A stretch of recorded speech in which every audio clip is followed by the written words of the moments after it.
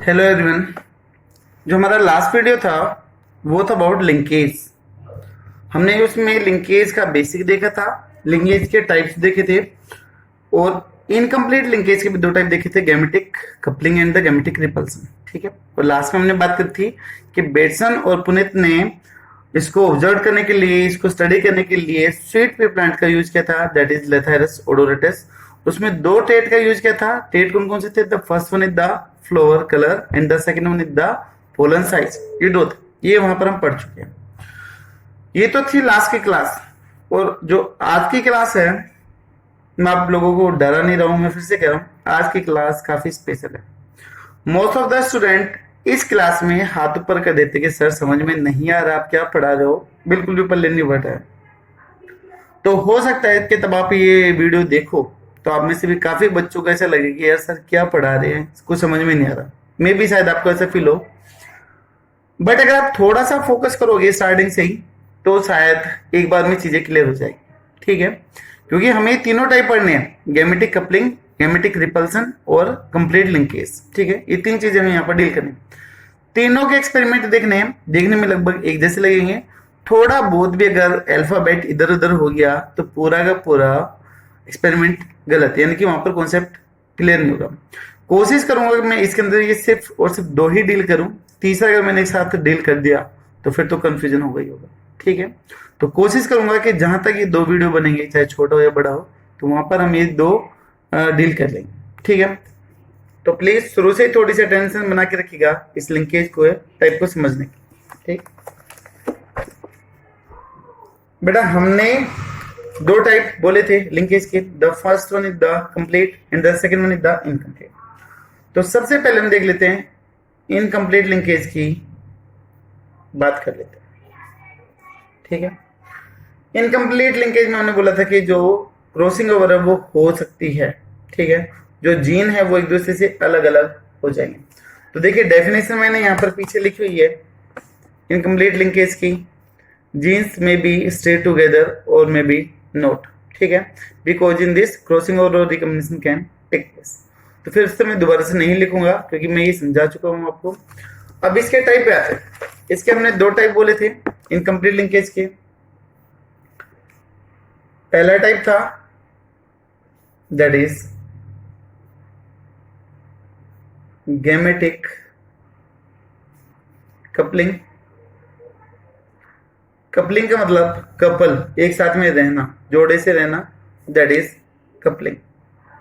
Second one is the gametic repulsion. Repulsion का मतलब धकेलना, दूर दूर जाना, दैट इज रिपल्सन। ठीक है, अभी देखिए बेटसन और पुनीत ने, हम पहले इसको डील करेंगे, उसके बारे में अभी बात नहीं कर रहे हैं ना, इसको साइड में रखना। हम सबसे पहले आ जाते हैं इसके ऊपर, गैमेटिक कपलिंग। बेटसन और पुनीत ने एक्सपेरिमेंट करने के लिए किसका यूज किया था? स्वीट पी का यूज किया था। कैरेक्टर कौन कौन से लिए थे? Flower colour and the pollen size, ये लिया था। तो गैमेटिक कपलिंग में क्या होगा कि जो कैपिटल जीन है वो एक क्रोमोसोम पर होंगे और जो रिसेसिव है वो दूसरे क्रोमोसोम पर। तो पहले मैं डेफिनेशन लिख देता हूं। When dominant and recessive genes present on separate या फिर डिफरेंट क्रोमोसोम, अलग अलग क्रोमोसोम पर है। ठीक है, कैसे? देखिए ऐसे, कैपिटल बी, या फिर हम पहले बात करते हैं, लिया गया था कैरेक्टर, लिया गया था ब्लू फ्लोर, लिया गया था और ऐसा फ्लोर लिया गया था जिसमें पोलन कैसे थे? लॉन्ग साइज के थे। ठीक है, दूसरा ऐसा लिया गया था जिसमें फ्लोर कैसे थे? रेड कलर के थे और जो पोलन थे वो कैसे थे? राउंड शेप के थे। ठीक है, तो ये वही हो गया, पी जनरेशन आ गई हमारे में, पेरेंटल जनरेशन की। एक प्लांट ऐसे जिसमें ब्लू फ्लोर है विथ लॉन्ग पोलन, दूसरा ऐसा हो गया red flower with round shape. ठीक है, इनको कैसे रिप्रेजेंट कर दें? Capital B, capital B, capital L, capital. देखो दोनों डोमिनेंट एक ही क्रोमोसोम पर है भाई, दोनों के दोनों जो डोमिनेंट है वो एक ही क्रोमोसोम पर है। रिसेसिव है जो दोनों के दोनों small b small l, small b small l, ये दोनों के दोनों एक ही क्रोमोसोम पर प्रेजेंट है भाई। स्मॉल बी स्मॉल एल एक क्रोमोसोम पर है, कैपिटल बी और कैपिटल एल एक क्रोमोसोम पर है। या फिर हम ये बोलते हैं कि कैपिटल बी कैपिटल एल अलग पे और स्मॉल बी अलग पे, दोनों अलग अलग। ठीक है, दोनों को क्रॉस करवाया गया, दोनों की तरफ से गैमेट बनेंगे। गैमेट कैसे बनेंगे आपको पता ही है। ए गैमेट आएगा आपका कैपिटल बी कैपिटल एल, इधर से गैमेट बनेगा स्मॉल बी स्मॉल एल। ठीक है, और आगे किसमें जुड़ेगा वो F1 जनरेशन में जुड़ जाएगा। तो F1 हाइब्रिड जनरेशन आ गई, जहां पर ये दोनों के दोनों जुड़ जाएंगे, तो ये आ गई आपकी F1 जनरेशन आ गई। ठीक है, F1 में देखो इधर से आ गया है कैपिटल बी कैपिटल एल, इधर से आ चुका है आपका स्मॉल बी स्मॉल एल। ठीक है, तो यहां पर जो फ्लोर होगा वो कैसे होगा, ब्लू और लॉन्ग नेचर का होगा।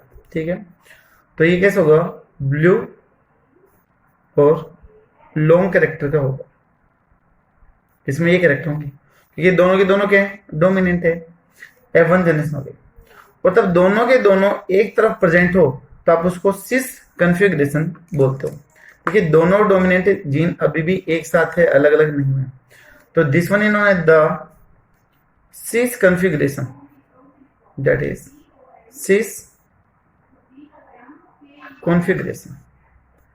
आपने केमिस्ट्री में पढ़ा होगा सिस और ट्रांस, केमिस्ट्री मेरे को आती नहीं है लेकिन फिर भी थोड़ा बहुत बताता हूं। अगर सेम कंपाउंड या सेम एटम एक तरफ हो तो वो आपका कहलाता है, आपका सिस अरेंजमेंट कहलाता है। जैसे ऐसा पढ़ते थे कुछ कि यहां से 4 ग्रुप अटैच है, यहां पर कर दिया बी आर, यहां पर कर दिया एफ, तो ये कौन सा हो गया, सिस हो गया। अगर ऐसा कर दें बी आर एफ, तो ये कौन सा हो गया, ट्रांस हो गया, जो आमने सामने या फिर दूर दूर है। अगर एक तरफ है, एक ही प्लेन पर है, तो ये कहलाएगा सिस। अगर अपोजिट पे है तो ये कहलाएगा आपका ट्रांस कहलाएगा। ऐसा कुछ पढ़ते थे केमिस्ट्री में। आई होप शायद आपको थोड़ा बहुत कुछ याद होगा। आपको तो क्या, आपको तो सारा कुछ याद होगा अभी 11th-12th में, मेरे को थोड़ा बहुत इतना याद था। तो यहाँ पर ये सिस कन्फिग्रेशन बनने लग रहा है।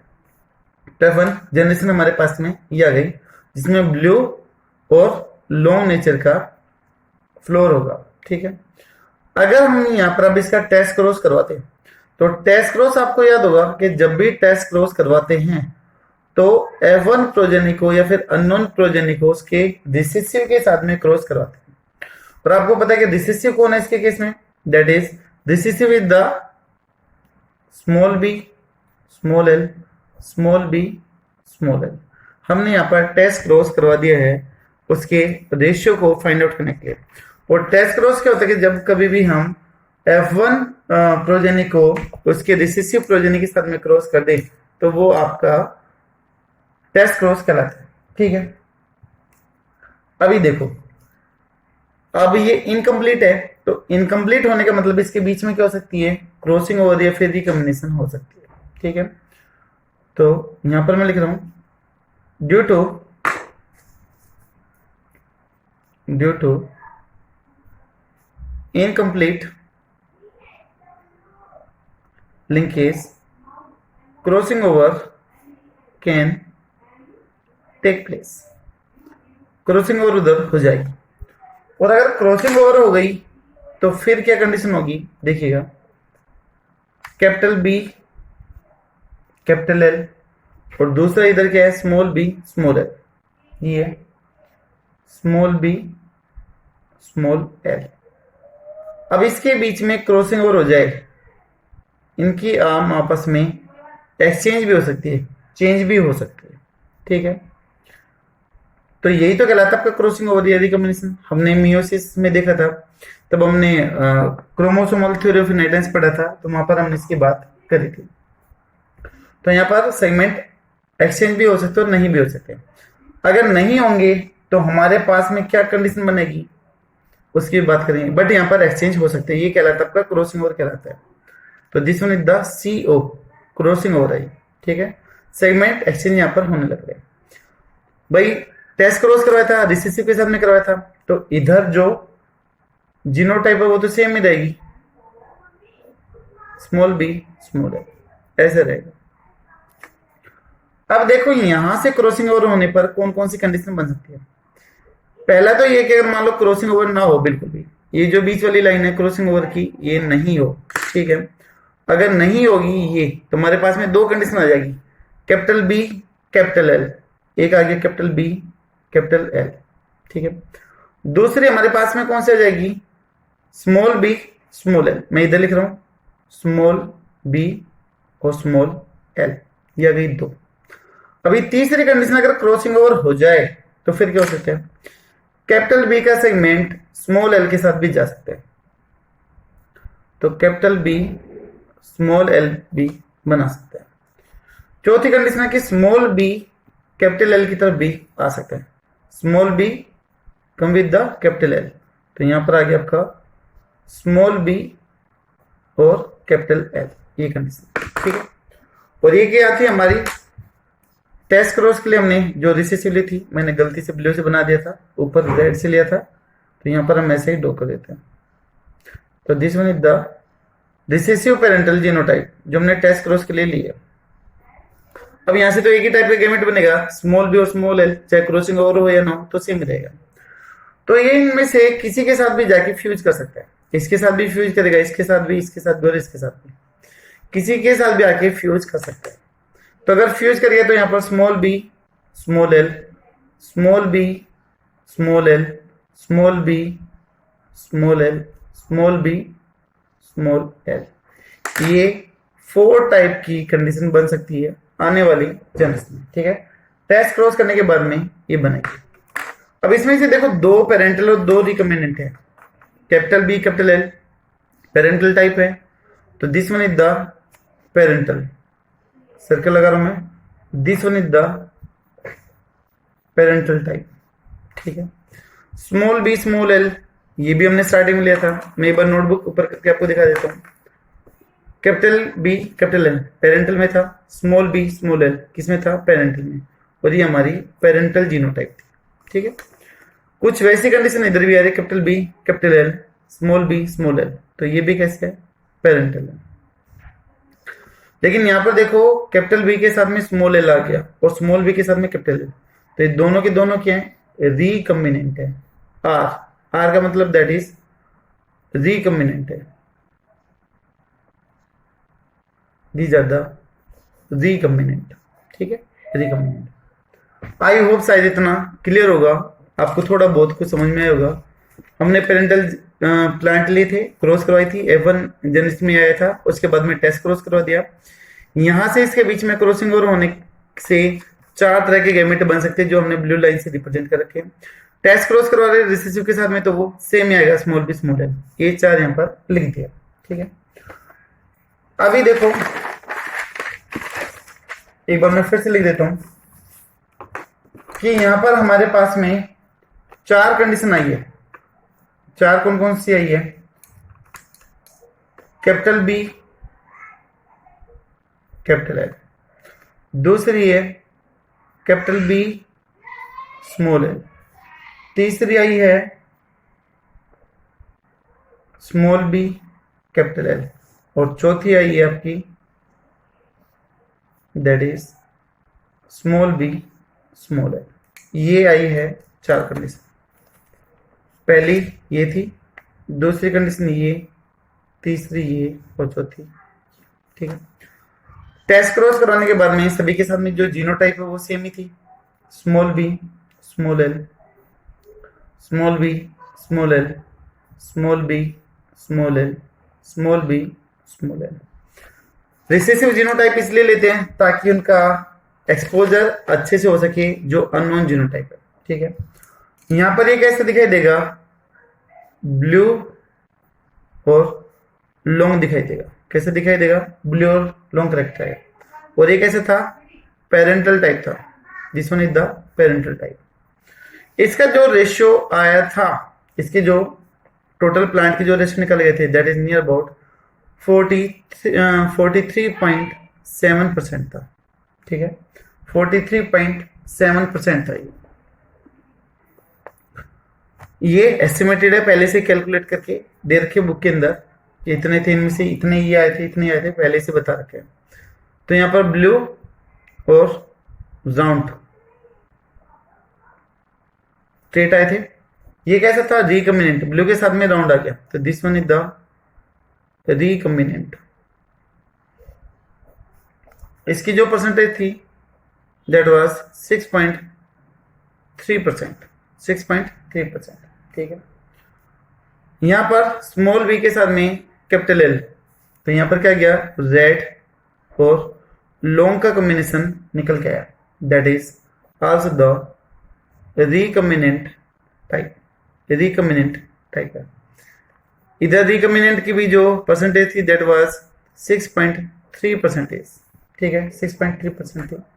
लास्ट वन है fourth one, that is small b small l, तो रेड एंड राउंड, ये पेरेंटल कॉम्बिनेशन।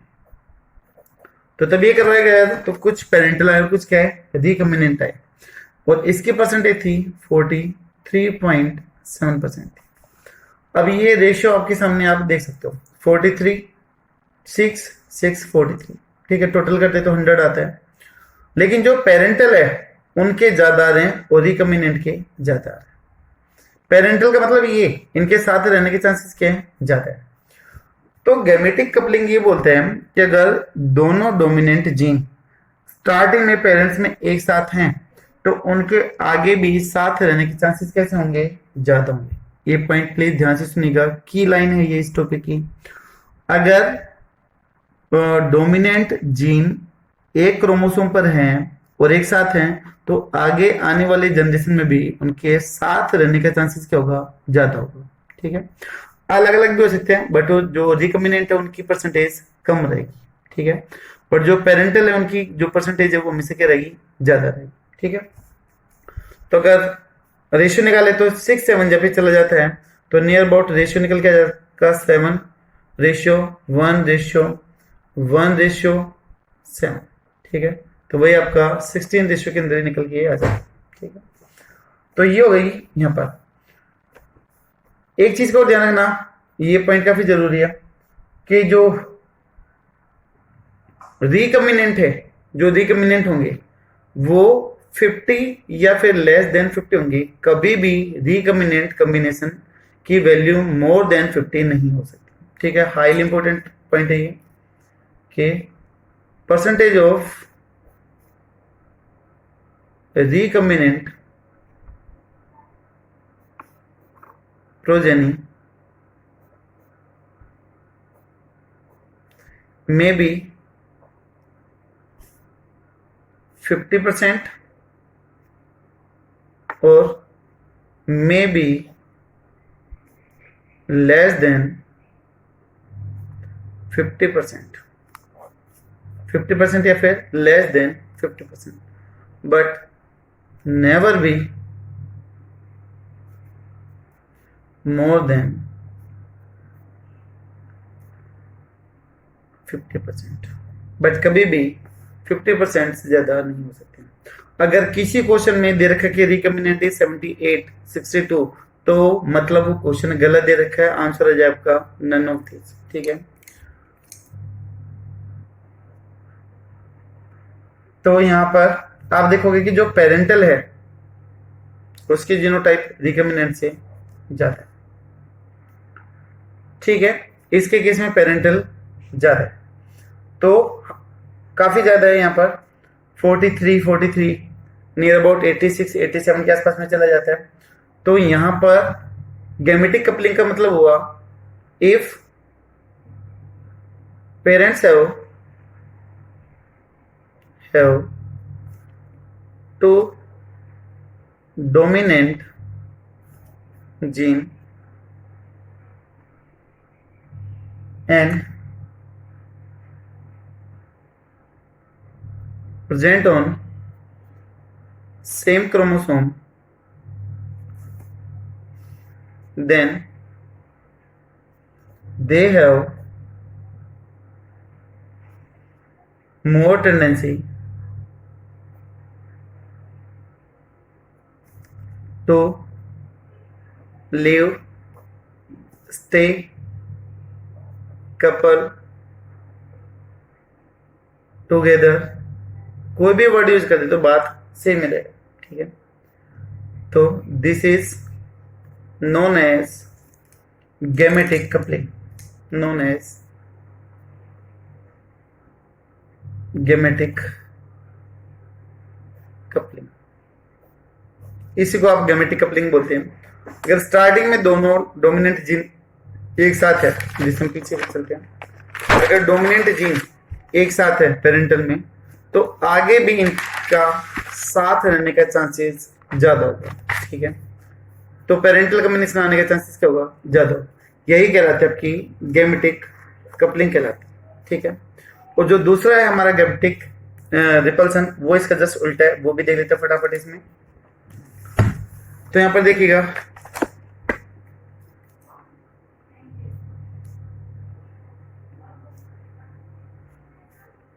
सेकंड आ जाएगा, that is gametic repulsion. Repulsion का मतलब धकेलना, अलग अलग होना, ठीक है। इसमें वही लिया गया ब्लू के साथ इस बार ले लिया गया राउंड, पहले लॉन्ग लिया था, इधर ले लिया गया रेड प्लस में लॉन्ग, और दोनों को क्रॉस करवाया गया। ये तो गई आपकी पेरेंटल, और पेरेंटल में अगर ब्लू और राउंड ले रखे तो आप समझ सकते हो। तो यहां पर आ जाएगा कैपिटल बी और स्मॉल एल राउंड के लिए, कैपिटल बी स्मॉल एल। यहां पर रेड है तो यहां पर स्मॉल बी, लॉन्ग है तो कैपिटल एल। अभी देखो दोनों के दोनों कैसे हो गए, अलग अलग हो गए, तो यहां पर ये अलग अलग हो गए। तो गैमेट क्या क्या बनेगा, इधर से गैमेट बन जाएगा कैपिटल बी स्मॉल एल, इधर से बन जाएगा आपका स्मॉल बी कैपिटल एल, और तब क्रॉस होगा तो आगे F1 जनरेशन में ये क्रॉस बताया था, अगर इसको हम क्रॉस कर देंगे तो आगे F1 जनरेशन में हमें क्या मिलेगा, that is capital B small l small b capital L, ये कंडीशन मिलेगी F1 प्रोजेनी के अंदर। अब यहां पर देखो कैपिटल बी और कैपिटल एल अलग अलग हो गया, तो ये सी से फिर ट्रांस, तो this one is the trans configuration. Trans configuration है, जो डोमिनेंट है और जो रिसेसिव है वो अलग अलग क्रोमोसोम पर है, डोमिनेंट अलग पर रिसेसिव अलग पर, तो इसको ट्रांस बोला गया, ठीक है। तो ट्रांस का mean when two dominant gene present on different chromosome, अलग अलग क्रोमोसोम पर प्रेजेंट हो, तो उसको हम क्या बोल देंगे, ट्रांस कॉन्फ़िगरेशन बोलते हैं। लेकिन आएगा यहाँ पर क्या, बी है तो ब्लू और एल बी है कैपिटल तो लॉन्ग, तो यहाँ पर आ जाएगा ब्लू और लॉन्ग आ जाएगा, ब्लू एंड लॉन्ग, ये कॉम्बिनेशन आ जाएगा। आगे क्या करवाना है वही टेस्ट क्रॉस, तो ये हो गया टेस्ट क्रॉस हो गया। अभी देखो टेस्ट क्रॉस में वही चार कंडीशन बननी है, फटाफट बना देते हैं। अगर यहां पर क्रॉसिंग ओवर हो गई, भाई क्रॉसिंग ओवर तो होगी, तो क्रॉसिंग ओवर या फिर रिकॉम्बिनेशन हो गया। तो पहला यहां पर बन गया आपका कैपिटल बी स्मॉल एल, अब ये यहां पर क्या है, पेरेंटल है। दूसरा बन गया कैपिटल बी कैपिटल एल, ये कैसे आपका रिकॉम्बिनेंट है।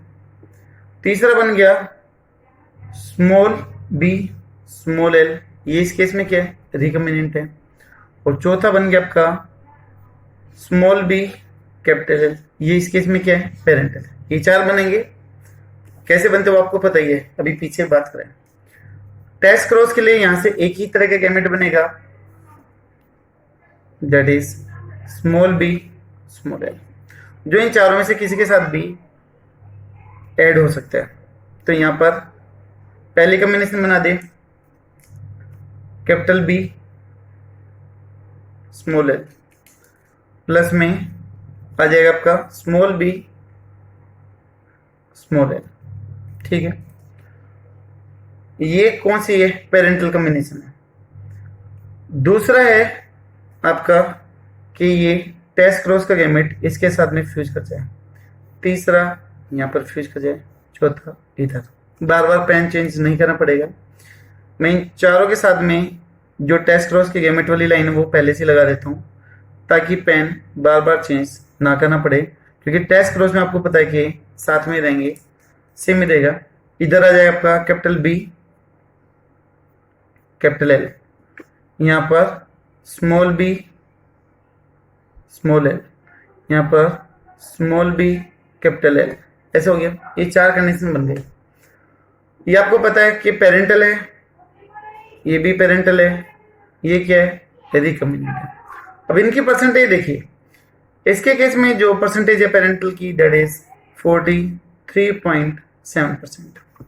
इधर भी पेरेंटल की भी 43.7%, इसकी 6.3%, 6.3%। आप बोलोगे जी रेशियो तो वही है, फिर क्या डिफरेंस हुआ दोनों में? रिपल्सन और कपलिंग में क्या डिफरेंस है? तो अब देखिएगा, यहां पर अलग अलग है, ठीक है, यहां पर क्या अलग अलग, कैपिटल बी के साथ में स्मॉल एल, तो इसकी परसेंटेज ज्यादा थी। और इसके पीछे वाले केस में देखिएगा, कैपिटल बी और स्मॉल एल क्या रहे थे? कम आ रहे थे, 6.3 आ रहा था। तो यहां पर परसेंटेज आपके सामने है। यहां पर पेरेंटल की तो वही आ रही है, ज्यादा आ रही है, ठीक है, पेरेंटल की तो ज्यादा ही है, बट पेरेंटल में देखिए जो डोमिनेंट जीन थे उनके साथ रहने की फ्रीक्वेंसी भी क्या है? कम है। तो यहां पर ये रिपल्सिव रेशियो वही आएगा आपका 7:1:1:7, ये इसका रेशियो आएगा। ठीक है, तो इसमें 7 क्या है? पेरेंटल। 7 क्या है? पेरेंटल। 1:1 क्या है? रिकम्बिनेंट है।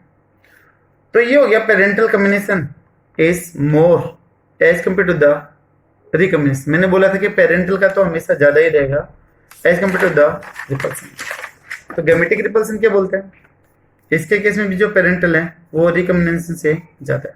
ठीक है, ऑलवेज यही, पी का मतलब पेरेंटल हमेशा ज्यादा होगा किससे? रिकम्बिनेंट से। अब ये जो गैमेटिक रिपल्सन है वो क्या बोलते हैं कि in the starting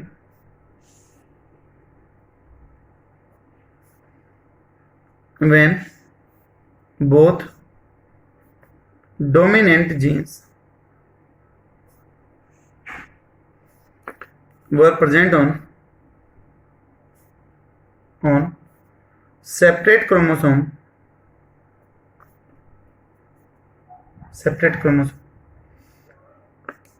and there are, if they have less percentage या फिर proportion to come together in progeny, यानी कि अगर वो शुरू में ही अलग अलग थे तो आगे आने वाले प्रोजेनी में, आने वाली जनरेशन में उनका साथ रहने के चांसेस भी क्या होगा? कम होगा। ठीक है, it is known as gametic repulsion।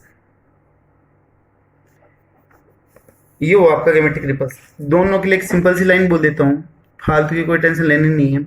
अगर दोनों डोमिनेंट जीन स्टार्टिंग में एक साथ हैं तो आगे आने वाले प्रोजेनी में भी साथ रहने के चांसेस ज्यादा है। गैमेटिक कपलिंग है। गैमेटिक रिपल्सन में अगर दोनों डोमिनेंट जीन अलग अलग क्रोमोसोम पर प्रेजेंट है तो आगे आने वाली प्रोजेनी में भी उनके अलग अलग रहने के चांसेस ज्यादा होंगे।